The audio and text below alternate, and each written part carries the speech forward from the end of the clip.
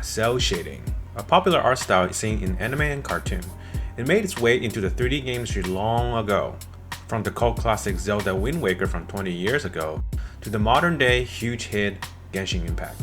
Since anime style is what we're going for, we want to see if we can challenge ourselves and make it happen, despite not knowing anything about it.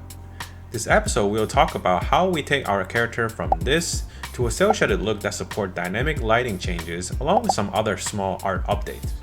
We did some research and discovered that when it comes to cel shading, it's usually done through one of the three methods: modification to the engine code to create a new shading and lighting model, post-processing, and material. Since modifying engine code is too difficult for our skill set and our dumb artist brain, this is definitely a no-go. Some of our other features are already tied to the post-processing, so I didn't want to go with this route either to complicate the process even more. So that leaves us to the material route. Okay, so how do we get started? As the first step for an indie game developer to do anything, I go onto the Unreal marketplace to see if there's anything I can buy to save me some time. Oh look, what do we have here? A cartoon shader. Looks like it will do the job. I'll leave the link to the asset page in the description. Since we already did the texture before, it wasn't too hard playing with the setting like shadow color, rim light, and highlight to get it closer to our target look. Alright, I think that's looking pretty decent. Let's take a look at how it looks at nighttime. Oh boy, that's not good. Most cel shader material achieve the flat cartoony look through emissive, which is the property that adds glow to the material. Because of this, the material will be unaffected by the lighting system. That's why at nighttime it lights up like Dr. Manhattan. The shader comes with some blueprint lights that modify the intensity and the color of the shader, but the result isn't ideal for the look we wanted to achieve. Frankly, I don't think it was built for a fully dynamic environment with a day-night cycle. So that means we need to program our own lighting model, starting with the sun, with the power of blueprints. For the sunlight, we broke it down into a couple of elements. In order for the lighting model to be successful, it needs to have the ability to change light direction, light intensity, cast shadow onto the character, and change the light color. Let's start with the easiest one first, shadow casting.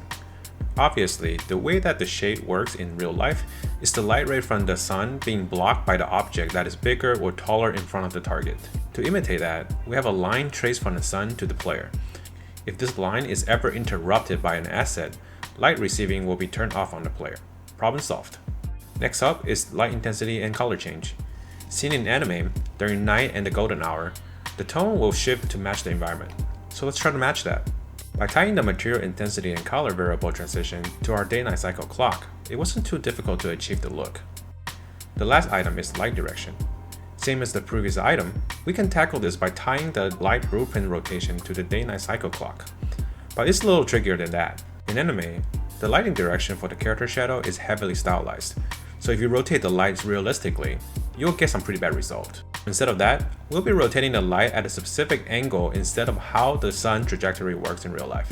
Since we have sun directional light and the moon directional light, the light needs to rotate 180 degrees every 12 in-game hours. It's simple as that, right? Right? So that technically worked, but a new problem was discovered. Because the moon comes up at the opposite side of where the sun goes down, a harsh shadow pop will happen. So how do we fix this one? To tackle this, when the golden hour is about to start, we'll transition out the light, and when the moon goes up, we can transition the light back. Alright, that does the job for now. To wrap up the anime look development, we also added outline to the character by using the reverse Hall technique. In modern anime and illustrations, lines are typically colored similar to the subject, and have different line weights to simulate the ink pen effect, so we created some masks to achieve that. The end result is not looking too bad, but we still have a few things we need to polish later, such as artificial light like lamps, and some sort of face shading mask to ensure the face is being shaded in a certain way to match the anime style. Other than the cel shader, we did a model and texturing pass to the celestial gate. We still need to add a triplanar moss on it, but it's looking a lot better than the gray placeholder, don't you think?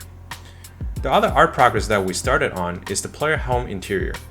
This is the place that the player can customize to their liking and enjoy quality time with Ember. It's coming along nicely, but we'll cover more details on it in the near future. Okay, that's all we have this month. Again, we have a Discord channel going, the link is in the description. If you like our content, it'll really help us a lot by hitting the like, subscribe, and the bell button. Thanks for watching. Bye!